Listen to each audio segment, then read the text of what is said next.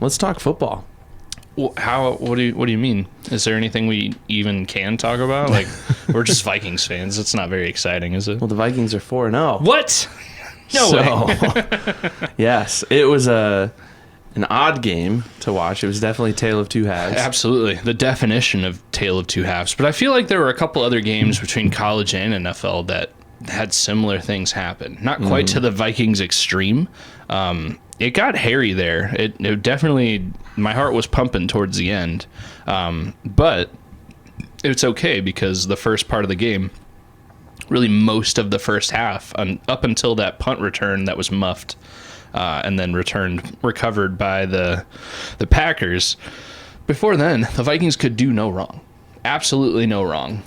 There was a couple of calls. I thought the refs overall had a pretty rough day. Yeah, agreed. Even in texting you, like there was even a couple of times that you said like, oh no, that definitely should be called the Vikings way. We were kind of arguing. Yeah. Like I saw it one way, you saw it a different way. Yeah, and I feel like the refs definitely could have done better.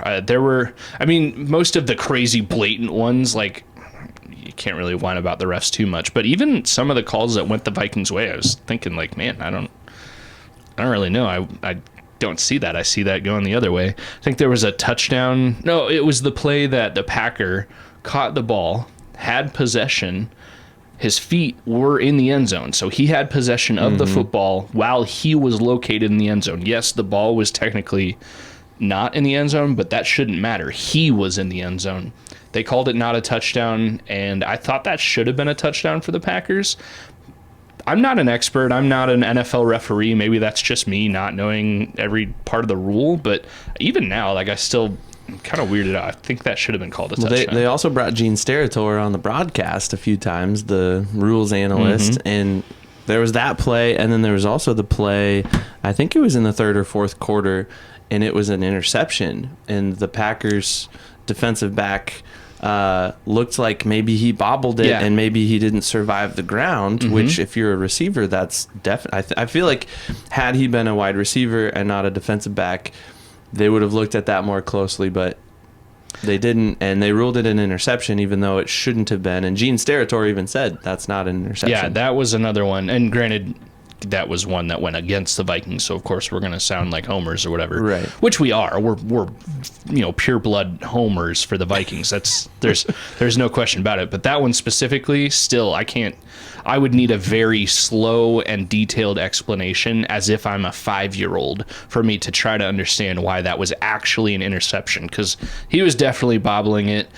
I've been on this podcast many times, and even still now, I'll definitely say the referees, more often than not, overall, do a fantastic job. And I know that's, most people are like, no, refs are terrible, they don't know what they're seeing. Most of the time, they make the right call in real time, and even like in real time, it might seem plain as day to go the other way, but then you see it in slow motion. It's like, oh yeah, I guess his toe was barely just out of bounds or something like that. And these refs most of the time get the call right away. So I genuinely usually believe in the refs. That game could have been called a little bit differently.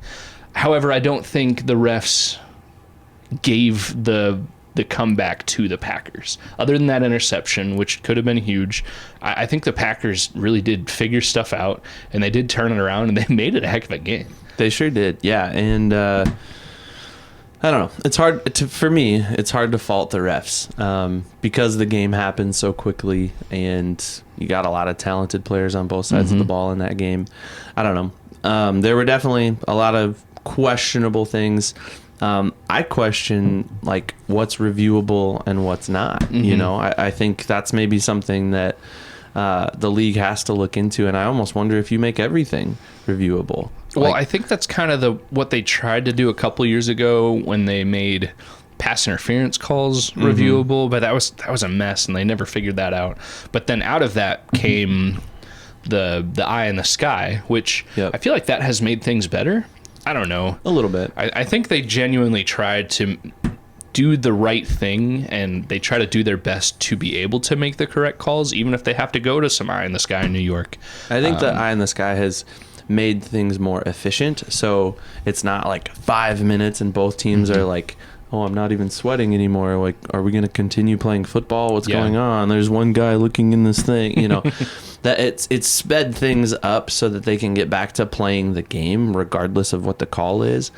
But it's still not perfect. And I think technology has advanced so much. It's 2024 for Pete's sake. Like, Yeah. I feel like they could put stuff in the ball. They could put a chip in the ball. They could, put cameras in a million different places and have eyes everywhere. That would make it like, without a doubt, this is a catch or it's not. This is a first down or it's not. This is a touchdown or it's not. Absolutely. So, and I think the league has always erred on the side of making sure it's a human making these calls, because, like I just spent a few minutes saying, the refs more often than not make the right call, or at least close enough to the right call. And I think you do need to have that human element. It can't just be all, and I'm not saying this is what you're advocating for, it can't just be a digitized everything with only cameras and AI and computer chips and trackers just making every call. There's got to be a human element somewhere. But I think that eye in the sky thing kind of, because for years we would say stuff like watching it on TV, like, how can we see it plain as day with the NBC broadcast or whatever, but the refs are still making the opposite call.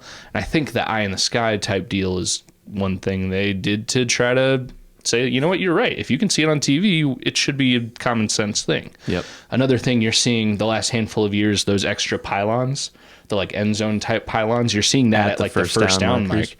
And that's huge. That's super cool. One, because like a lot of times this TV can, we actually see the broadcast of that camera. Two, like that's just another tool to help referees. Like for years, I remember thinking, why couldn't they put 2 cameras down the goal line just to be able to see if the ball broke the plane? And they kind of have that now, which is cool. So overall, I think referees are doing good things to make the game better. I think the game this weekend was a little rough for the referees. Fortunately, we're saying that after a Vikings win, and we're not blaming the refs for blowing a Vikings win. So would you say that the officiating was a thorn for you, if we're going to transition into Roses and Thorns here for the game? It definitely could be. I had written down a thorn, but I think it was the obvious thorn, which we'll absolutely be talking about. But yeah, I mean, just the referees, they're still human. Like I said, we want to keep that human element in the game, but humans aren't perfect. So you're still going to see the occasional rough day. I mean, even Sam Darnold will probably have a, knock on wood, rough day at some point this season, but he hasn't. But yeah, the refs are probably one of my bigger thorns. Well, I would say, and you've got it here on our notes, the second half collapse was rough, but I'll get a little more specific with mine. And I think it was the play calling. I think both offensively and defensively, the play calling got really soft, especially in the third quarter when they kind of seemed like they put things on cruise control. And I don't know if that's Kevin O'Connell leading that. I don't know if Flores just kind of did his own thing on the defensive side of the ball and was like, we're up by a lot. Let's just play a shell coverage and see what happens. Let the ball come to us kind of thing. But all of a sudden the Packers were moving the ball and the Vikings couldn't do anything. It was on the offensive side of the ball. It was, I think it was like something like punt, turnover, punt, turnover, or something like that. Which we've seen a couple of times already this season, like a hot start and then a slump. Yep. And then usually they right the ship a little bit towards the end of the game. But yeah, it's not the first time we've seen that. Yeah, and to drill down even more specifically into that, the defense I think is fine. I do think Brian Flores just kind of laid back a little bit, knowing that there's a lot of games left, 13 games left in the season, knowing that like, okay, I don't have to push these guys to the limit on every play. I don't have to call all these exotic blitzes and risk injury. We can take a little bit of a step back. And I'm not justifying it necessarily, but I'm saying like maybe that was the game plan, sure.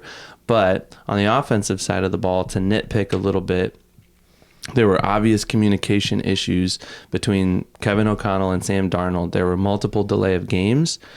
There were multiple plays where Sam just looked like a deer in the headlights and just chucked it into the dirt right away. And we've seen this happen now over the course of the last several games. This is not the first time it's happened. And so for me, that's the specific thorn that they've got to figure out if they want to beat the best teams in the league and if they want to make a deep run in the playoffs. Because you can't have those moments where you have a delay of game because coach and quarterback aren't on the same page. You can't have those, I just dumped it down because we didn't read the defense right and they came through the middle and I had no time to do anything, right? Like, you've got to fix those things if you're going to be a playoff caliber team. Yeah, absolutely. In my opinion. Yeah, there were like 2 straight plays, or at least felt like 2 straight plays, where one was obviously supposed to be a run up the middle, or it was either supposed to be a run up the middle, where Sam Darnold just took the snap, turned around, and handed the ball off, or it was supposed to be like a run, kind of sweep, outside run to the right. The problem is Sam Darnold played the run up the middle, turned around, tried to hand the ball off, whereas Aaron Jones played the run to the right, and he went wide. And within half a second, you just knew, the second Sam Darnold turned around and tried to hand the ball, he knew, like, broken play. Yep. And he just kind of tried to not lose as many yards as he could and just got down, which in a panic situation, that's not the worst thing to do, because he could have tried to dance around and then do a Nick Mullins and throw it to throw hero ball, or even get injured because the protection's not where it should be on the desperation thing he was doing. And then I think it was either the next play after or soon after, there was another one where as soon as the ball was snapped, Sam must have had a quick read, and either he didn't know the route tree, the receiver's route running well enough on that play, or assumed something that was wrong, or the receiver that was supposed to run a certain route ran a different one, and the whole play was up. And same thing, it was a broken play. It just looked like he was giving up on it, so he threw it right in the dirt, which again could have been way worse. He could have tried to Michael Vick it and run around and play hero ball and try to throw it into one tight area, and who knows, interception, some kind of a fumble, injury, at least the quick, oh crap, we just need to mitigate all losses here and try again the next play. But that's communication. We did see some good things out of Sam Darnold. He can run the football. We saw that. Mm-hmm. I think he got at least one first down with his feet, which was awesome to see. Mm-hmm. And he's not afraid to just tuck it and run and see what he can get, which is awesome. We also saw something we haven't seen in the first 3 games of the season, in this 4th game against the Packers, where he would throw it away rather than trying to force it and throw an interception. We still saw that. We still saw him try to force it. There was one that was nearly picked off, and he was fortunate that it wasn't. Mm-hmm. But I think he's starting to figure it out, and he's starting to realize, okay, when the play's broken, when it's about to be a coverage sack downfield, I just got to throw it out of bounds and live to fight another down, because I know my head coach, he's going to put the right play in my ear, and we're going to keep moving the ball. Yeah. And they've proven that as a team. Yeah, it's funny because I texted you at one point. It was early on, and I said, Sam, quote, Michael Vick, unquote, Darnold, because he ran for a first down or something like that. But I think the idea that, and you hate to see it, you hate to see a quick throwaway or a broken play that just feels like a total lost opportunity. But we're not on the team. We don't know their conversations. That could be coaching. That could be better communication, because maybe that is KOC saying, hey, you know what? I don't care if it's 3rd and 15. If the play happens a certain way, if things break down a certain way, just get out of it, because it's much better to either try to convert a 4th and 15 or punt it away than it is to throw an interception or get injured because nobody knows what they're doing and somebody gets blasted, So that very well could be a situation where KOC is just saying, hey, I'm teaching you, just do this. If it's breaking up, just live to see another play. Total guess. Maybe it is. Maybe KOC is just sitting there like, you idiot, what are you doing? Well, there was definitely a moment, and I texted you this. Kevin O'Connell looked frustrated, and I think it might have been one of those delay of games or something where he's just like, we had it. It was right there, and I don't know. There's definitely some stuff that needs to be worked out. I think Kevin O'Connell and Sam Darnold have a really good working relationship already. I don't think they would be 4-0 if it was this like cold shoulder Mike Zimmer, Kirk Cousins type of relationship where they don't even talk to each other. I don't think that would be possible with a 4-0 start. I think they've got a great relationship, and I think they will figure it out, and I think they'll continue to gel, and we won't see these issues. That's my prediction. We won't see these issues in the middle and the later part of the season. Yeah, every year we say teams in week 15 are not the same team they were in week 2. And that's why these guys mesh and gel, and the whole team just figures out a little bit more every day how to play with each other, and that is the sign of a good team if they get better. That means the right things are happening, the right conversations are happening, people are listening and learning, and it's a good thing.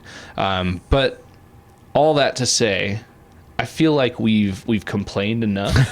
Yeah, we need to transition to the positive now. Yeah. We've allowed these thorns to prick us in the side a little too much. But the best part maybe, and this isn't my rose, but it could be, is that there's a lot to complain about, but they're 4-0.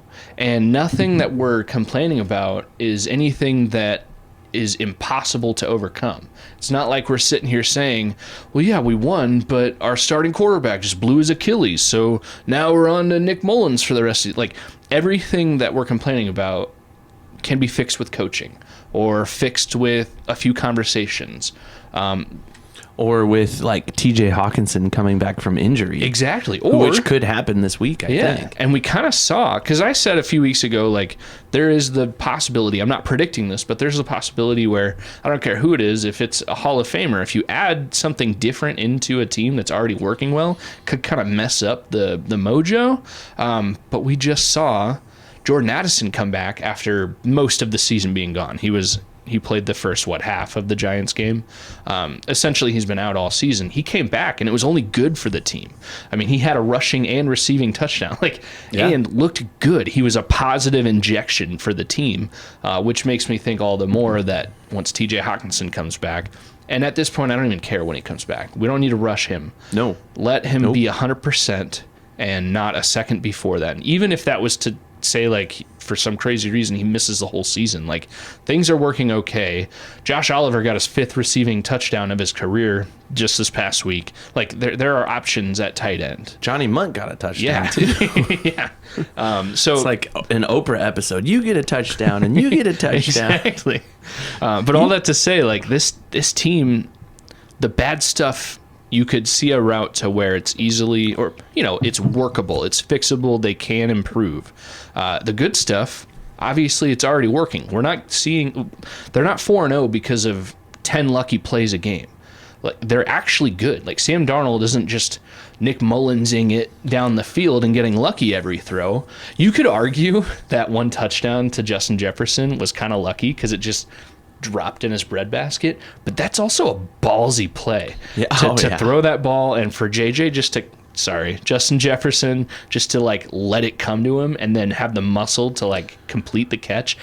That's not a luck play. That's a ballsy play that's why I feel so good about this team. That play in particular impressed me because Justin Jefferson was able to corral the ball up against his chest and then just manhandle. I don't even know who the defender was. Yeah, doesn't matter. He made a fool of the guy because he just pushed him out of the way and said, "Get out of here."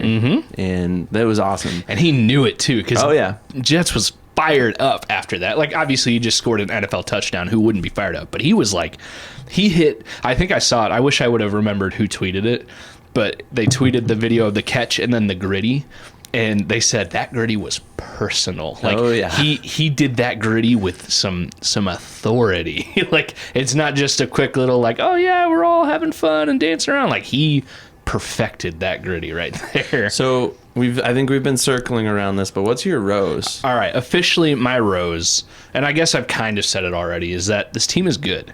They've shown their last 3 wins are against previous playoff teams and teams that aren't looking like garbage this year. They could be looking better, but they're not looking like garbage. They can go against anybody in the league and they can beat anybody in the league. And as long as they don't have another second half, collapse like they did against the Packers, they should beat everybody. Yeah, agreed. And they've proven it. So that's definitely my rose.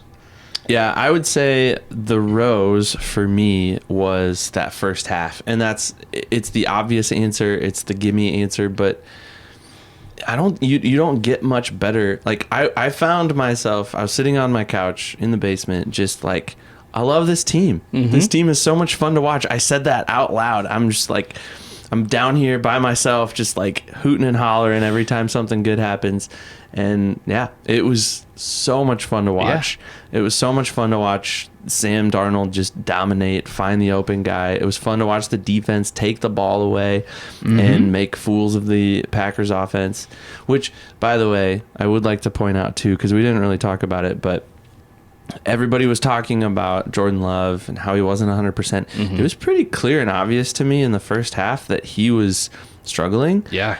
But man, once he got warmed up, that dude balled out. He played a heck of a game. Out. Yeah, they figured something out that worked for the whole Packers team. Yeah. I mean, we're not delirious.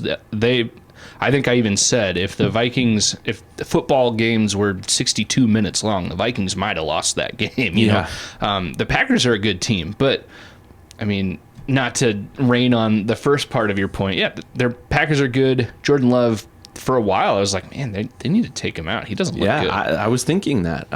Thinking like, man, they should just put Malik Willis back in and roll with that, because that seemed to work better in the 2 games that he started for them.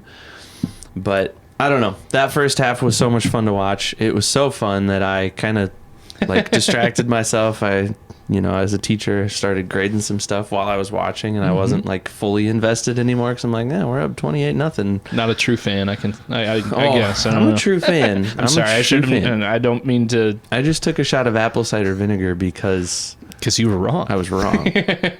True fans don't do that. That's true. But anyways, it was a fun game to watch. I'm glad they won. It was definitely stressful at the end. You pointed out something to me, and this could maybe be how we kind of wrap up.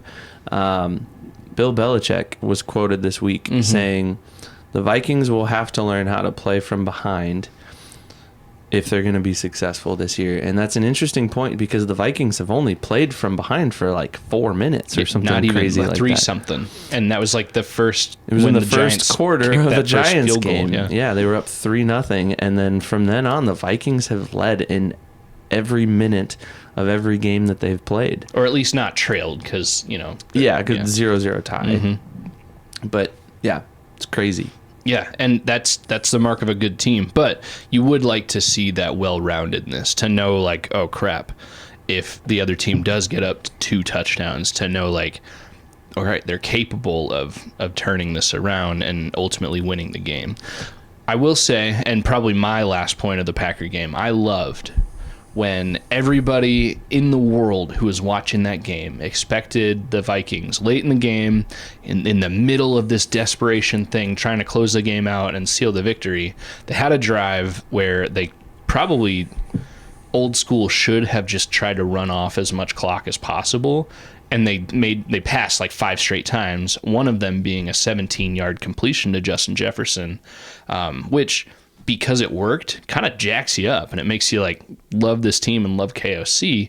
But it also shows that he's got trust in Sam Darnold, in Jefferson, and all the players on that team to be able to still use the passing game to ice the other team out. Yeah, that was a lot of fun, and that was probably the drive of the game. Honestly, was that late 4th quarter drive where they should have run the ball, but they didn't.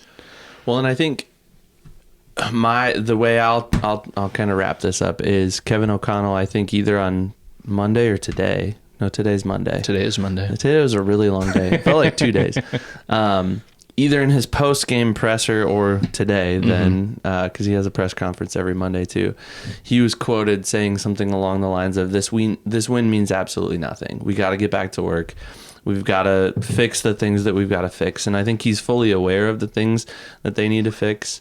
And I'm confident that he will fix those things and that he will continue to kind of sharpen both ends of the sword.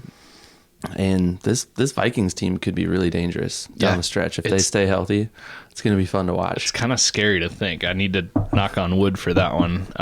It's scary to think because the running joke on Paul Allen's radio show for years, leading up to the first game of the season for the Vikings every year has been like, I'm looking at this schedule and I can't see the first loss. I can't find it anywhere. And I mean, we could play that game now. When is the first Vikings loss? Because they're not going undefeated probably. But I don't know. They might go 9 or 10 games before they lose. Or they could lose in London next week. You never know. Well,